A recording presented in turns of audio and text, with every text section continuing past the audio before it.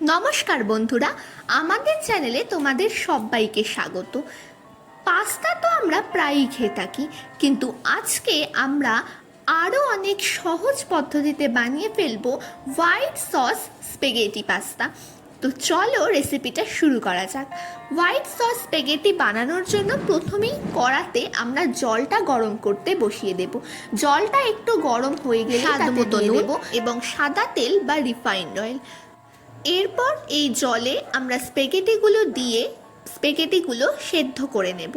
কখনোই কিন্তু স্পেগেটিগুলোকে ভেঙে জলের মধ্যে দেওয়া যাবে না। এটা যদি ভেঙে তারপরে হোয়াইট সস স্পেগেটি বানানো হয় তাহলে কিন্তু এটার স্বাদটা একেবারেই নষ্ট হয়ে যায় আর দেখতেও একদমই ভালো লাগে না। স্পেগেটিগুলো যখন আস্তে আস্তে নরম হয়ে যাবে তখন এমনি এটা সম্পূর্ণভাবে জলের মধ্যে ডুবে যাবে, ঠিক এইভাবে। এরপর স্পেগেটিটা কিছুক্ষণ জলের মধ্যে ফুটিয়ে আমরা এটাকে জল থেকে তুলে নিচ্ছি।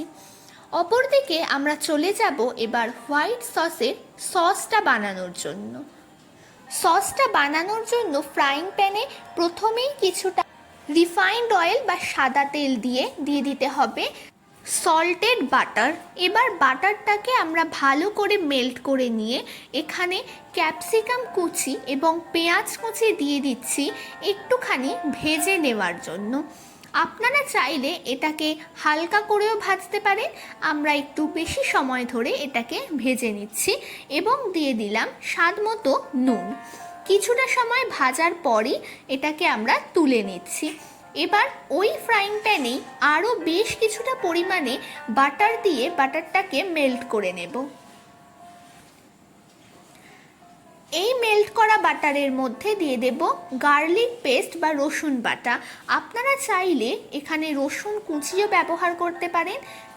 তারপরেই দিয়ে দেব 2 চামচ মতো ময়দাটাকে ভালো করে এই রসুনটার সাথে মিশিয়ে নিতে হবে যাতে ময়দার কাঁচা গন্ধটা না থাকে, এবং রসুনের ক্ষেত্রেও এটাকে ভালো করে মিশিয়ে নেওয়ার পর ময়দা দিতে হবে।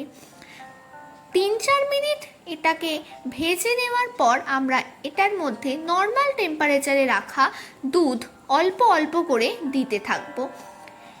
এইটার কিন্তু নাড়া থামিয়ে দিলে চলবে না, অল্প অল্প করে দুধ দেওয়ার সঙ্গে সঙ্গেই কিন্তু নাড়তে হবে, তা না হলে এই রকম বাবলস হয়ে যাবে।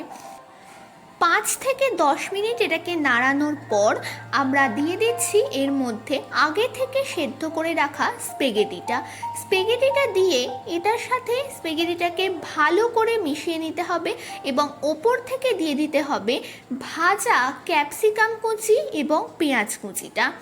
এটা দিয়ে আমরা আবারও ভালো করে নাড়িয়ে নেব।